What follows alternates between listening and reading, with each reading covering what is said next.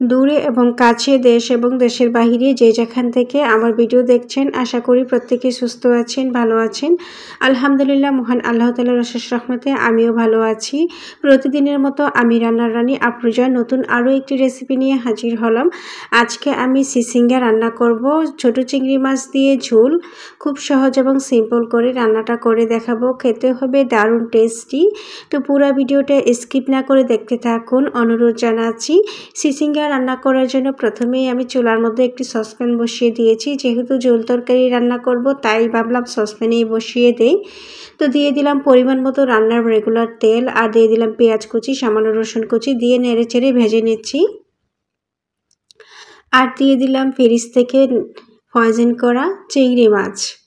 সবসময় আমি পরিমাণ মতো চিংড়ি মাছ রেখে দেই তরকারিতে দেওয়ার জন্য। যখনই তরকারি রান্না করব যে কোনো সবজি, এই ছোট চিংড়ি মাছ দিয়ে যেন আমার কোনো পেইন না হয় যে মাছ নামাও, কাটো, ধোও। তাই কেটে ধুয়ে আমি সুন্দর করে রেখে দেই।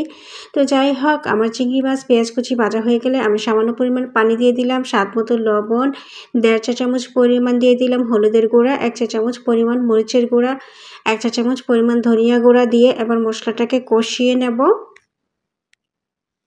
তো আপনারা যারা যারা আমার ভিডিওটা ফেসবুক পেজ থেকে দেখছেন, ফলো দিয়ে সাথে থাকার অনুরোধ জানাচ্ছি। আর যারা যারা আমার ভিডিওটা ইউটিউব থেকে দেখছেন, আমার চ্যানেলটাকে সাবস্ক্রাইব করে দিবেন, পাশে থাকা বেল আইকনে টিপ দিয়ে ওকে করে দেবেন। তাহলে আমি যখনই রান্নার নতুন নতুন রেসিপি আপলোড করব আপনার কাছে ভিডিও চলে যাবে। তো যাই হোক বন্ধুরা, আমার মশলাগুলো কষানো হয়ে গেলে এই পর্যায়ে আমি আলু আর সিসিঙ্গা একসাথে দিয়ে মশলার সাথে নেড়ে চেড়ে কষিয়ে নেব কিছুক্ষণ। তো কে কীভাবে সিসিঙ্গা রান্না করেন কমেন্টস করে জানাবেন। অবশ্যই অনেকভাবে রান্না করা যায়, আমি এভাবে রান্না করছি। এক এক ফ্যামিলিতে এক এক রকমভাবে রান্না হয়, রান্নাই হচ্ছে একটা আর্ট। এক এক ডিস্ট্রিক্টের মানুষ এক এক রকম রান্না করে, এক এক ফ্যামিলির মানুষ এক এক রকম রান্না করে, তবে সব রান্নাই বেস্ট।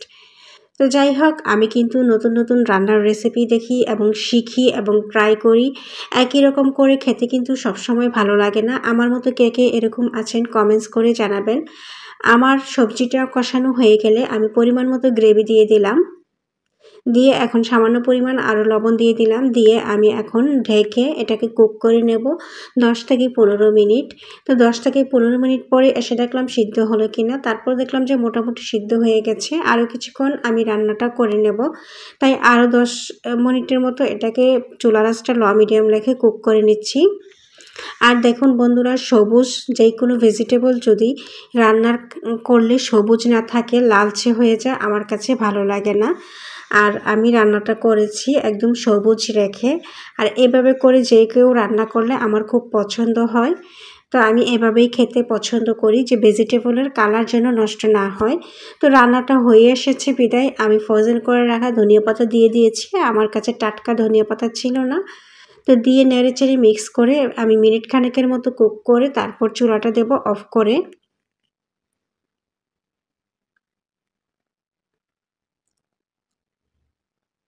তো আমার রান্নাটা প্রায় হয়েই এসেছে, এখন আমি চুলাটাকে অফ করে দেব। কি গরম গরম ধোঁয়া উঠতেছে, ধোঁয়ার কারণে আমার প্রায় ক্যামেরায় ভিডিও করতে গিয়ে ঢাইকা গিয়েছে। যাই হোক, কোনো ব্যাপার না, চুলাটা অফ করার পর ঠিক হয়ে গিয়েছে। তারপর আমি এখন খাবারের জন্য পরিবেশন করে নিচ্ছি। আর আশা করি বন্ধুরা আপনারা দেখেই বুঝতে পারতেছেন যে রান্নার কালারটা কত সুন্দর এসেছে।